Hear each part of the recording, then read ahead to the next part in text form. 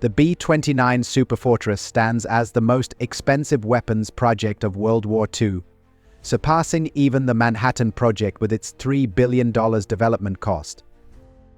This remarkable aircraft represented the pinnacle of aeronautical engineering in the 1940s, pushing the boundaries of what many thought possible in aircraft design.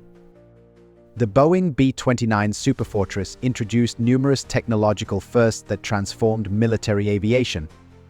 From its pressurized crew compartments and advanced fire control systems to its sophisticated B-29 Superfortress engine design, every aspect of the aircraft broke new ground in aerospace engineering. The B-29 Superfortress cockpit featured state-of-the-art controls and instruments, while the B-29 Superfortress interior incorporated revolutionary crew comfort features for long-range missions. This video will examine the extraordinary engineering achievements that made the B-29 Superfortress possible, exploring the groundbreaking solutions developed for its propulsion, pressurization, weapons systems, and structural design. Revolutionary design requirements. In January 1940, the United States Army Air Corps issued an ambitious request that would push the boundaries of aircraft engineering. The military demanded a four-engine bomber with unprecedented capabilities, setting in motion the development of what would become the B-29 Superfortress. The initial requirements called for a bomber that could achieve speeds up to 350 mph and operate at altitudes reaching 31,850 feet. These specifications represented a significant leap from existing aircraft capabilities. The B-29 Superfortress needed to carry a maximum bomb load of 20,000 pounds while maintaining the ability to operate effectively in various combat scenarios. Key design requirements included pressurized cabin for crew comfort, dual-wheeled tricycle landing gear, computer-controlled fire control system, and advanced propulsion system. The B-29's design faced crucial trade-offs between range and payload capacity. The aircraft needed to achieve a normal range of 4,200 miles while carrying 18,000 pounds of bombs. This requirement demanded innovative solutions in structural engineering and fuel system design. The maximum takeoff weight was set at 140,000 pounds, requiring a careful balance between fuel capacity, armament, and structural integrity. High-altitude operations presented unique challenges for the B-29 Superfortress design. The aircraft needed to maintain effective combat operations at altitudes where Japanese fighters struggled to intercept it. The pressurization system, developed by Garrett A. Research, marked a significant innovation as the first ever cabin pressure system for an Allied production bomber.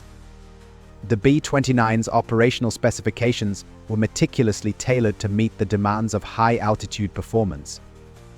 Its combat ceiling was set at an impressive 36,150 feet, providing a significant operational height advantage over adversaries. The aircraft achieved a maximum speed of 399 miles per hour at an altitude of 30,000 feet, ensuring both swift movement and a degree of evasion capability against enemy threats. Furthermore, its service ceiling, defined as the altitude at which it could sustain level flight, reached 23,950 feet. These demanding requirements led to the development of the Wright, or 3,350 duplex cyclone radial engines, which, despite initial reliability challenges, would eventually become crucial to the aircraft's success. The combination of high-altitude capability and extended range made the B-29 uniquely suited for the strategic bombing missions it would later undertake. Breakthrough pressurization system. Among the B-29 Superfortress's most significant technical achievements was its pioneering pressurization system, marking a fundamental shift in high-altitude bomber design. As the first Allied production bomber with pressurized crew compartments, it addressed the critical challenges of high-altitude operations that had plagued earlier aircraft. The B-29's pressurization architecture featured three distinct pressurized sections: the forward compartment housing the cockpit area, the rear compartment for gunners and radar operators, and a separate tail gunner's compartment. Boeing's engineers devised an ingenious solution to the pressurization challenge by incorporating a 34-inch diameter tunnel connecting the forward and rear compartments, allowing crew movement while keeping the bomb bays unpressurized. Air Research Manufacturing Company engineered a sophisticated automatic cabin pressurization system representing significant technological advancement. This system utilized compressed air from the superchargers on each inboard engine, ensuring a reliable and efficient supply. Pressure levels within the cabin were meticulously regulated through 2 dedicated controllers located in the rear compartment. The pressurization system operated within distinct altitude ranges, providing tailored atmospheric conditions to ensure crew comfort and safety. The system primarily facilitated basic ventilation at altitudes between sea level and 8,000 feet, maintaining a modest pressure differential of 1 inch. As the aircraft ascended to altitudes between 8,000 and 30,000 feet, the system upheld a constant cabin alt equivalent to 8,000 feet, effectively simulating conditions familiar to the crew. Beyond 30,000 feet and up to 40,000 feet, the system gradually increased the cabin altitude to approximately 12,000 feet, balancing performance and crew adaptation to high-altitude environments. The pressurization system dramatically improved crew effectiveness compared to earlier bomber designs. Previous aircraft, like the B-17 and B-24, exposed gunners to temperatures as low as -40 degrees Fahrenheit at high altitudes. The B-29's system eliminated the need for oxygen masks and bulky heated suits during high-altitude operations. The system was designed with several features to enhance crew comfort and operational efficiency. Gasoline-operated heaters equipped with automatic thermostat controls ensured a consistent and comfortable temperature throughout the cabin. The aircraft's circular fuselage sections were specifically engineered to optimize pressure maintenance, providing a robust and reliable structure for high-altitude operations. Additionally, each compartment was equipped with dedicated pressure regulation, allowing for precise control and uniform atmospheric conditions across the entire aircraft. This pressurization breakthrough enabled crews to operate effectively at altitudes above 18,000 feet while maintaining comfortable cabin conditions. The system proved particularly valuable during long-range missions, where crew fatigue had previously been a significant limiting factor. The tunnel connecting the pressurized compartments served a dual purpose, providing space for crew members to rest and stretch during extended flights. The B-29's pressurization system represented such an advancement that it influenced post-war aviation development, setting standards that would later become common in commercial aircraft design. The ability to maintain comfortable cabin conditions while operating at high altitudes gave the B-29 a significant tactical advantage, often allowing it to fly above the reach of enemy fighters. Advanced propulsion engineering. The heart of the B-29 Superfortress's remarkable capabilities lay in its right R-3350 duplex Cyclone engines, representing one of the most ambitious aircraft engine development programs of World War II. The Wright R-3350 engine stood out as a remarkable achievement in engineering, boasting an 18-cylinder configuration arranged in 2 rows with an impressive displacement of 3,350 cubic inches. This powerful radial engine initially delivered 2,200 horsepower, but subsequent iterations achieved outputs ranging from 2,200 to an astounding 3,500 horsepower, reflecting continuous advancements in its design and performance. The engine's technical specifications underscored its exceptional capabilities. It featured a twin-row arrangement of 18 cylinders, optimized for efficiency and power. With a displacement of 3,350 cubic inches, the engine demonstrated a robust capacity for high-performance operations. Its base horsepower was rated at 2,800 horsepower at 2,600 revolutions per minute, supported by a manifold pressure of 45 inches of mercury. These characteristics combined to make the Wright R-3350 a cornerstone of aviation propulsion technology during its time. The R-3350 engines faced significant cooling challenges that required innovative solutions. Engineers implemented several critical improvements, such as installation of baffles to direct airflow onto exhaust valves, enhanced oil flow-to-valve systems, and asbestos baffles around rubber push rod fittings to prevent oil loss. The most serious issue involved the rear cylinders overheating, partly due to inadequate clearance between cylinder baffles and the cowl. This problem was particularly acute during takeoffs at maximum weight in tropical conditions. Engineers later solved these issues through direct fuel injection, replacing the problematic carburetor system. The propulsion system incorporated advanced propeller designs that enhanced the B-29's performance. The Wright R335041 engines featured new propellers with reverse pitch capability, significantly improving the aircraft's power braking during landing operations. This innovation provided pilots with better control during ground operations, a crucial factor given the aircraft's substantial size and weight. Manufacturing these sophisticated engines required an unprecedented industrial effort. Both Curtiss-Wright and the Dodge Automobile Company expanded their manufacturing capabilities significantly. The program involved thousands of subcontractors working in coordination to produce these complex power plants. Despite initial reliability challenges, the R3350 would eventually prove itself as a dependable engine, continuing to power both military and commercial aircraft well into the 1950s. The engine development program faced intense time pressure, attempting to compress what typically required 5 years of development into just 2 years. This accelerated timeline led to various technical challenges, but the eventual solutions, including improved cooling systems and fuel injection technology, established new standards in aircraft engine design. Remote control weapons platform. The General Electric Central Fire Control System represented a quantum leap in aircraft defense technology, establishing the B-29 Superfortress as the first production aircraft to employ computer-controlled remote turrets. At the heart of the system were 5 General Electric analog computers, each specifically assigned to manage one of the sighting stations. These advanced machines processed a wide array of variables simultaneously to guarantee precise targeting during combat.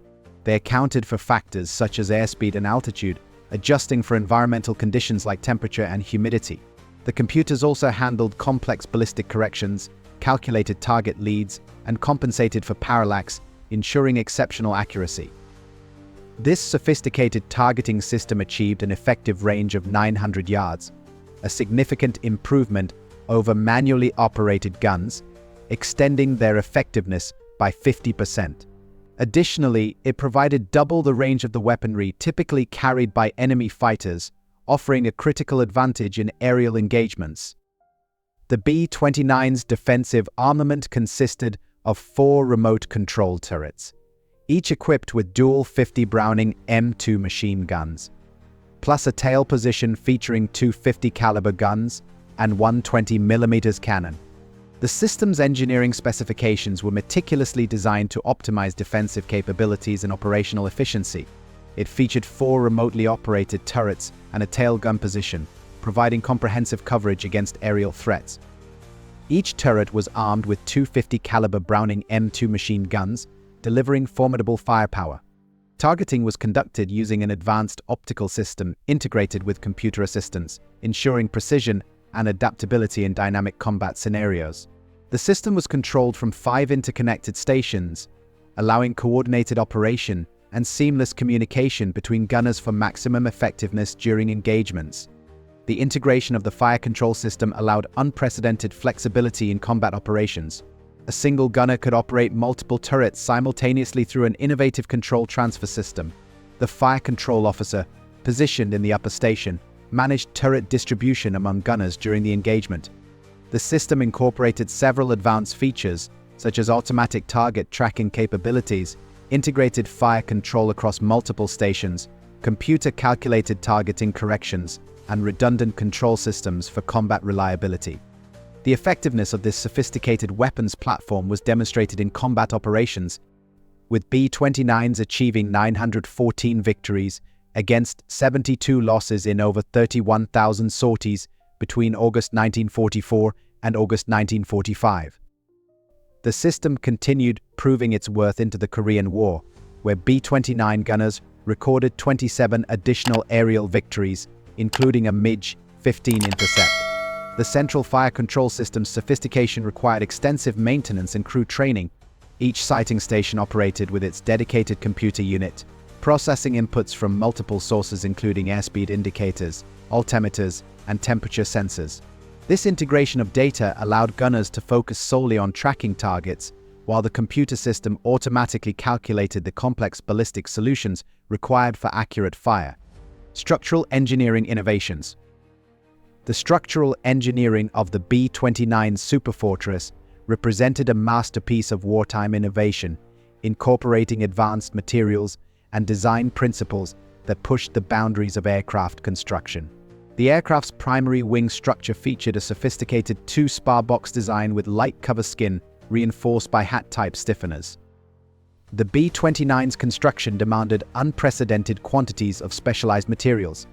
Each aircraft required 12 tons of aluminum sheeting, 450 kg of copper, 600,000 rivets, 14 kilometers of wiring, 3 kilometers of tubing. The selection of materials balanced strength requirements with weight considerations, resulting in a structure capable of supporting the aircraft's massive 140,000-pound maximum takeoff weight while maintaining necessary flexibility for high-altitude operations. Boeing engineers divided the inner wing panel into 4 distinct bays, each optimized for specific structural loads. This innovative approach to stress distribution ensured optimal performance and durability. The section from Station 42 to Station 136 supported the critical fuselage junction. The area between Station 136 and Station 202 was designed to accommodate the wheel well and engine mount. The section from Station 202 to Station 370 formed the primary main wing structure, providing the backbone for the aircraft's load-bearing capabilities. The bay extending from Station 370 to Station 510 was dedicated to supporting the ailerons, crucial for maintaining control during flight. The lower spar caps on both front and rear spars contributed up to 1/3 of the tension, carrying material on the inboard wing panel, crucial for managing the structural loads during various flight conditions. The B-29's wing design incorporated Fowler-type flaps and a high aspect ratio configuration that enabled exceptional performance across diverse operating conditions. This advanced design allowed the aircraft to cruise efficiently at high altitudes, maintain stable handling during takeoff and landing, and operate effectively from remote airfields.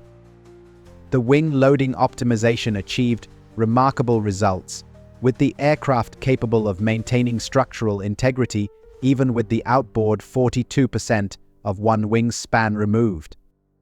The design incorporated sophisticated load distribution techniques that allowed for maximum wing loading while maintaining the aircraft's ability to operate at altitudes exceeding 36,000 feet.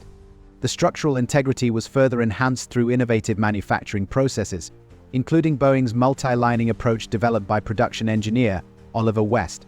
This system replaced traditional single assembly lines with 6 converging lines, enabling more efficient construction while maintaining precise structural tolerances. The B-29's structural design proved particularly effective in managing the complex interplay between pressurization requirements and structural loads. The fuselage incorporated circular sections optimized for pressure maintenance, while the wing structure utilized advanced stress distribution techniques to handle the additional loads imposed by high-altitude operations. Manufacturing process breakthroughs.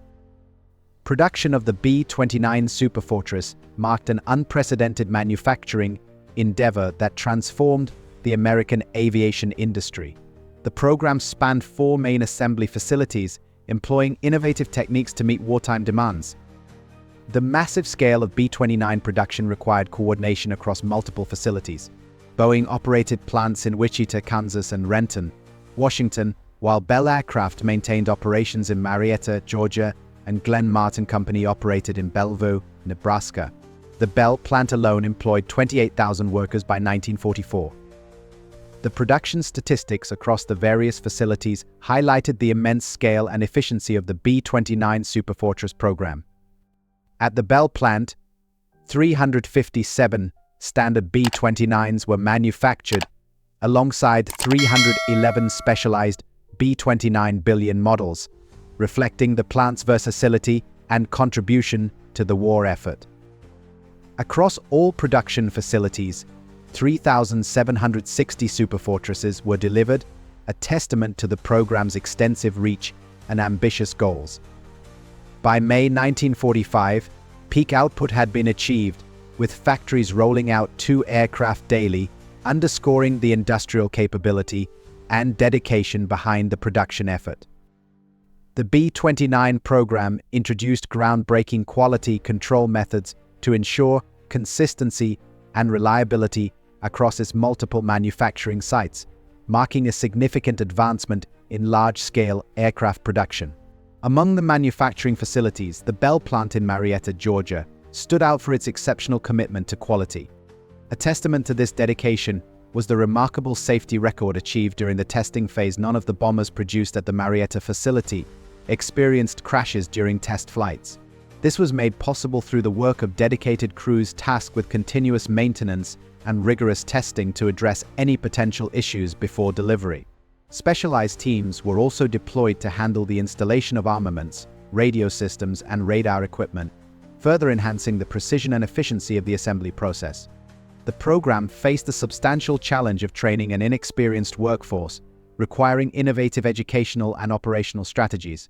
Brigadier General Bennett Myers vividly illustrated the scale of this challenge, remarking, "Believe it or not, people who were employed to make aluminum planes had to be shown what a sheet of aluminum looked like." Overcoming such obstacles was a testament to the adaptability and determination of the program's leadership and workers.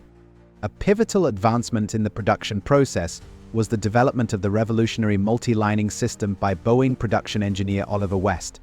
This system replaced the traditional single assembly line with 6 converging lines that met at 3 final assembly points.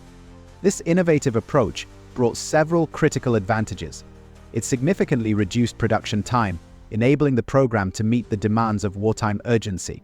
The system also allowed workers to focus on specific sections of the aircraft, improving precision and productivity. Furthermore, the modular design of the multi-lining system facilitated the seamless integration of engineering modifications, ensuring that technological advancements could be incorporated into the production process without major disruptions.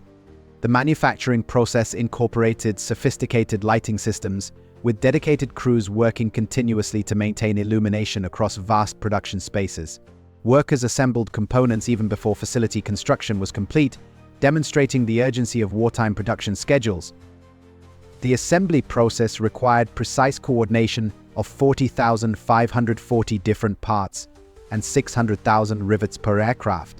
Manufacturing efficiency improved dramatically over time, with production costs decreasing from $971,373 for early B-2940 models to $495,780 for later B-2990 BU variants. By 1944, the industry achieved remarkable efficiency, with aircraft companies transforming from producing a handful of planes to thousands on assembly lines.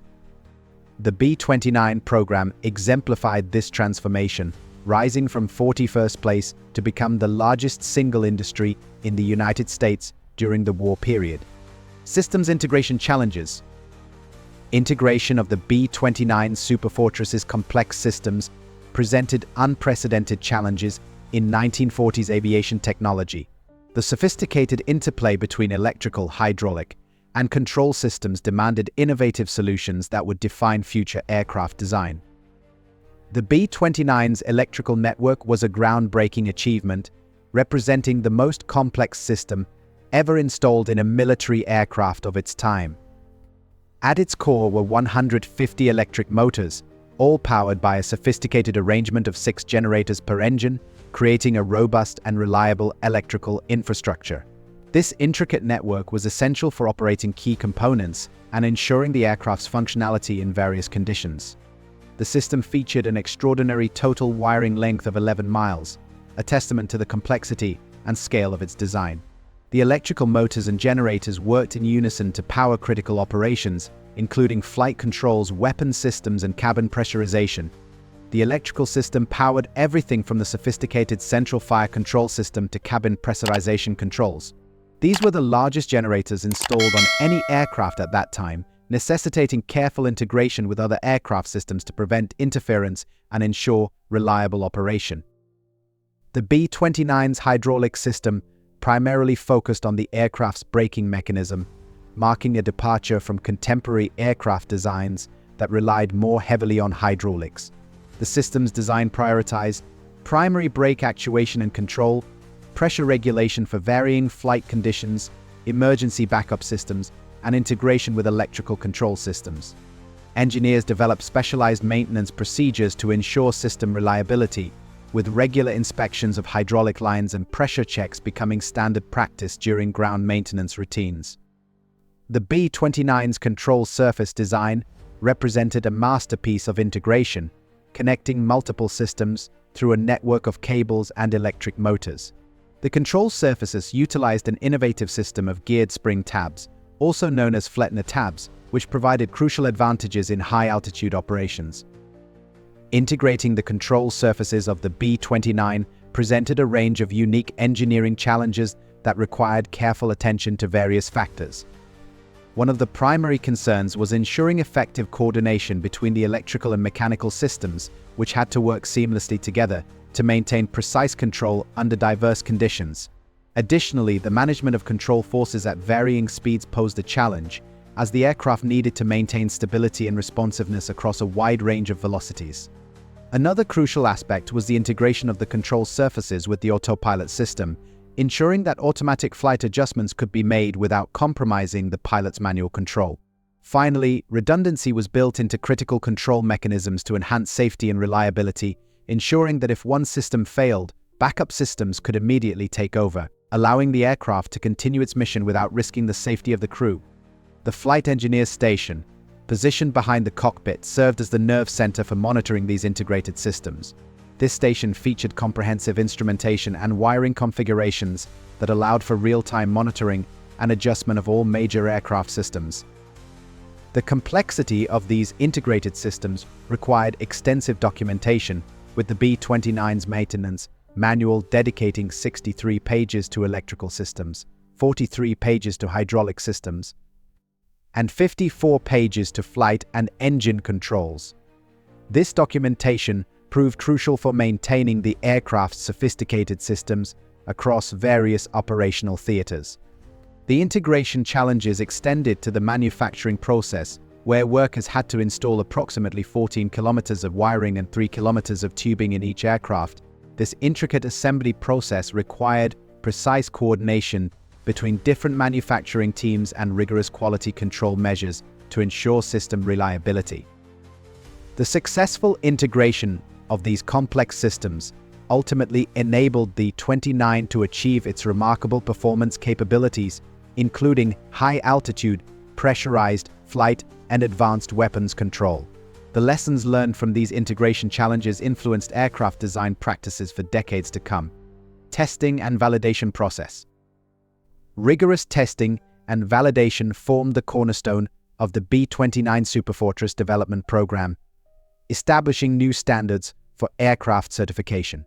The comprehensive evaluation process spanned multiple facilities and incorporated innovative testing methodologies that would influence aviation development for decades to come. The University of Washington Aeronautical Laboratory played a pivotal role in the B-29's development, conducting extensive wind tunnel testing starting in 1939. The facility performed 21 test programs in its first year of operation, expanding to 39 tests by 1940, with participation from major manufacturers including Boeing, Lockheed, North American, Consolidated, and Grumman. The wind tunnel testing program for the B-29 employed a series of advanced and specialized facilities to ensure the aircraft's design demanding operational conditions.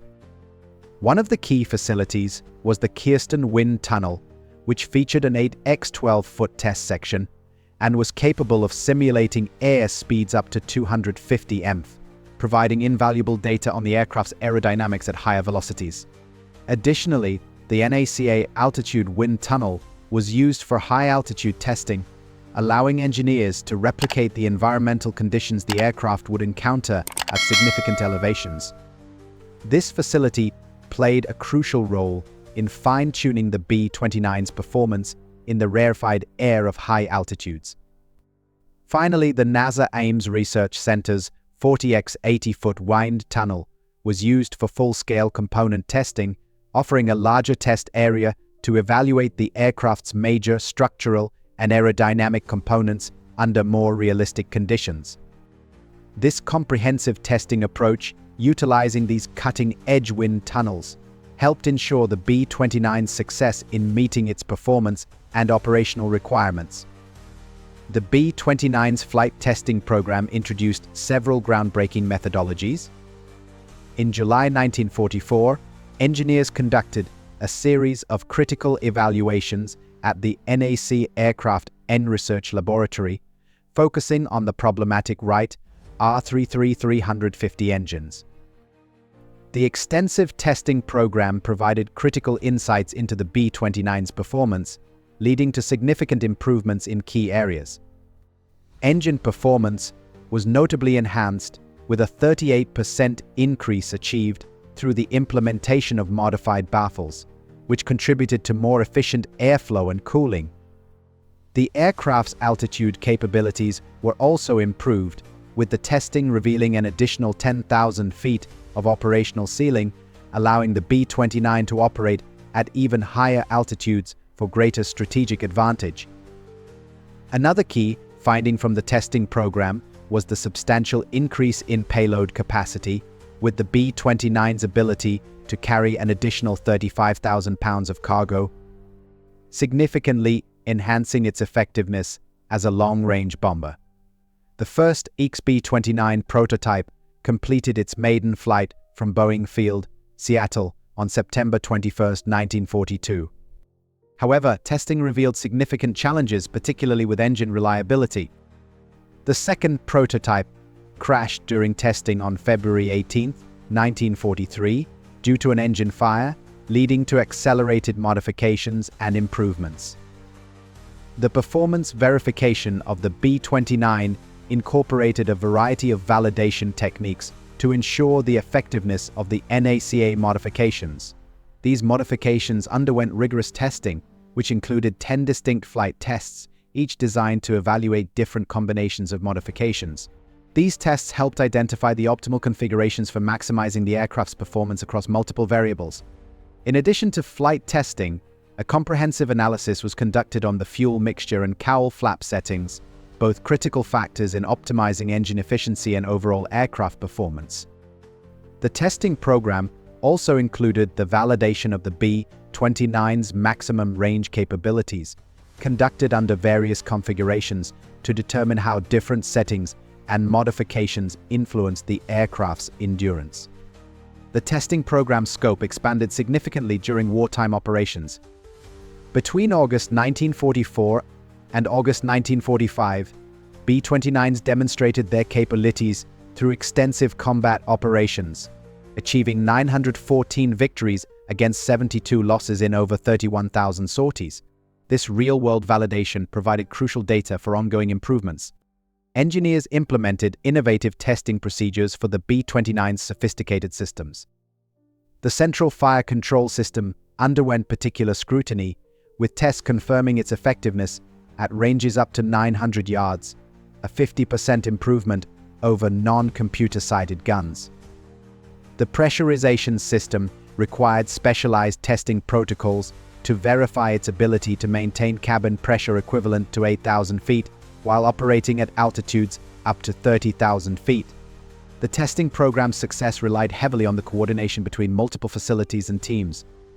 The NASA Aircraft Engine Research Laboratory played a crucial role in resolving the B-29's early engine problems. Their investigations during the summer of 1944 led to significant improvements in engine cooling through redesigned cowling inlets and outlets. These modifications underwent immediate flight testing on a specially designated B-29 bomber at the facility. The validation process extended beyond individual components to encompass the entire aircraft system. Boeing's testing procedures verified the integration of multiple advanced features, including pressurized crew compartments, remote-controlled defensive armament, advanced propulsion systems, and sophisticated avionics. This comprehensive testing approach ensured that the B-29 Superfortress met its demanding performance requirements while maintaining the reliability necessary for extended combat operations. The program's success established new standards for aircraft development and validation, influencing testing methodologies well into the post-war era. The B-29 Superfortress remains a prime example of wartime engineering, pushing technological limits in pressurization, propulsion, weapons systems, and structural design. Boeing not only created a superior bomber, but also overcame complex challenges like high-altitude operations and engine management while setting new standards in mass production. With a $3 billion development cost, the B-29 delivered exceptional combat performance and had a lasting impact on aviation, influencing post-war designs with innovations like pressurized cabins and computer-assisted weapons systems. But was the B-29's cost truly justified by its impact on aviation, or could those resources have been better spent elsewhere? Share your thoughts in the comments. If you think this video is interesting, please like and subscribe to the channel. Besides, we also hope to receive your comments to improve the quality of the channel. Thank you for watching the video. See you in the next videos.